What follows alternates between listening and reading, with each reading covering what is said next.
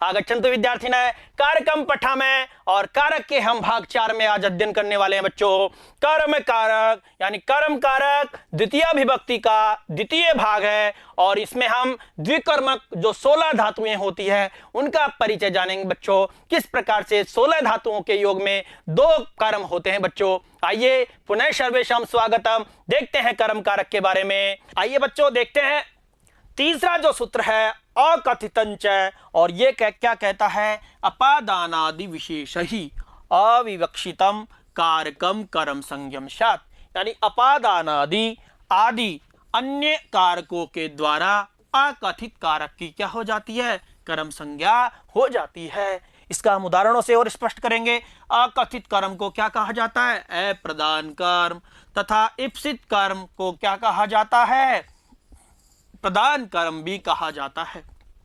यानी यहाँ 2 प्रकार के कर्म है, अकथित कर्म और इप्सित कर्म। तो आइए देखते हैं बच्चों अकथित कारक। अकथित कारक क्या होते हैं, देखो बच्चों, दुहु, याच, पच, दंड, रुद, प्रछ, ची, ब्रू, शास, जी, मथ, मुष, नी, री, कृष और वह, यानी ये 16 धातुओं के साथ में कर्म का योग होने पर वो क्या हो जाता है, अपादानादि कारक अकथित अविवक्षित हो जाते हैं। यानी अपादान से जो आदि कारक हैं वो क्या हो जाते हैं, अकथित हो जाते हैं।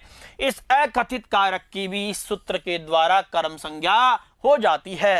यानी उक्त जो 16 धातुएं हैं, धु, याच, पच, दंड, रुद, प्रच, ची, ब्रू, सास, जी, मथ, मुष, नी, री, कृष और वह, यानी के साथ में पूर्व में विद्यमान कर्म तो इप्सित ही होता है। समझो बच्चों, तो यही मैंने इसको श्लोक में भी दिया है, धू, याच, पच, दंड, रुदि, प्रच्छी, ची, ब्रू, सास, जी, मथ, मुषाम क्रम युक्ष्याद अकथितं तथा स्यानीरी कृष्वहम, यानी यहाँ ये संज्ञा अर्थ निबंधना है, अर्थ निबंधने इयम संज्ञा। अतः इन 16 धातुओं के अर्थ में होने वाली धातुओं के प्रसंग में भी उक्त कार्य किया जा सकता है।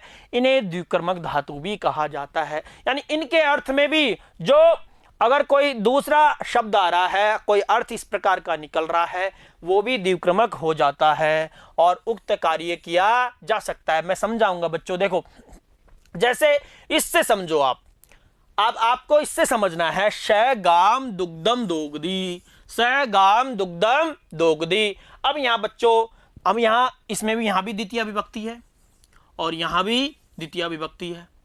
तो बच्चों इसका अर्थ क्या हुआ, गाय से दूध दुहता है, गाय से। अब गाय से यानी अपादान अर्थ निकल रहा है, नहीं गाय से अलग एक प्रकार से अपादानादि अविवक्षितम कारकम कर्म संज्ञम स्यात्, यानी अपादान से युक्त लग रहा है कि नहीं लग रहा है, लेकिन क्या है, ये दुह धातु है। इसमें कौन सी धातु है, दुह धातु है। और इस दुह धातु के कारण यहाँ क्या हो गई, इसका अकथित कर्म हो गया, अकथित कर्म हो गया। और इप्सित कर्म क्या है बच्चों, यहाँ दुग्धम, दुग्ध निकालना इप्सित है। और गाम क्या हो गया, गाम क्या हो गया, अकथित कर्म, यानी अप्रदान कर्म हो गया।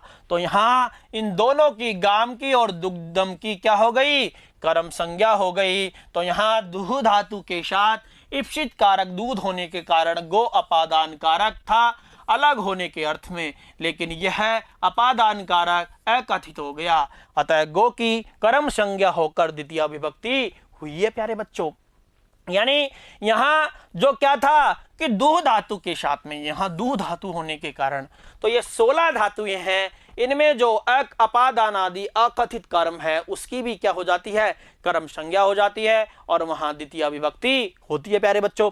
और समझते हैं, देखो जैसे दुह को दोबारा स्पष्ट किया है, गाम पय दोग्धी, गाम पय दोग्धी, या पयः, पयः, यहाँ भी कौन सी विभक्ति है, द्वितीय, और गाम में भी कौन सी विभक्ति है, द्वितीय।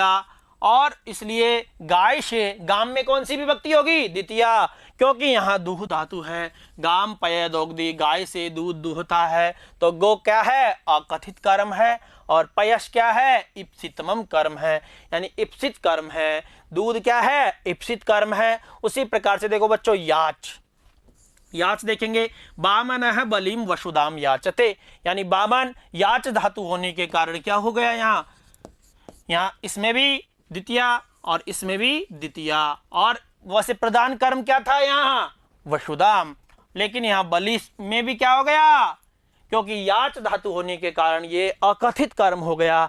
तो वसुधा तो क्या है, इप्सितमम कर्म है, और बलि क्या है, अकथित कर्म है। बलि क्या है, अकथित कर्म है। उसी प्रकार से पच हो गया, स तंडुलान ओदनम पचती, तो यहाँ पच धातु होने के कारण क्या हो गया बच्चों, चावलों से भात पकाता है। तो चावल तो क्या हो गया, इप्सित हो गया, और इसके अलावा तंडुल जो हो गया वो क्या हो गया, अकथित कर्म हो गया। तंडुलों से, यहाँ पंचमी थी ना, से के अर्थ में जैसे से आ रहा है ना, अपादान आदि, तो यहाँ अकथित कर्म हो गया। उसी प्रकार से दंड, देवदत्तम सतम दंडयति, यानी देवदत्त से 100 रुपए का दंड लेता है। अब देवदत्त से 100 रुपए तो क्या हो गया, इप्सित हो गया, और जो देवदत्त है वो अकथित कर्म हो गया। तो इस प्रकार से देवदत्तम सतम दंडयति। आइए रुद्र देखते हैं, ब्रजम गाम अवरुणुद्धि, ब्रजम गाम अवरुणुद्धि, तो यहाँ ब्रज वज्र में गाय को रोकता है। तो यहाँ वज्र में, यानी वज्र में यहाँ क्या है, वैसे वज्र में यानी सप्तमी होनी चाहिए थी बच्चों, लेकिन रुद्र धातु होने के कारण यहाँ कौन सी धातु है, रुद्र, तो गाम में तो आती, लेकिन वज्र में भी यहाँ क्या हो गई, बाड़े में गाय को रोकता है, तो गोप्सित कर्म है। वज्र क्या है, अकथित कर्म है।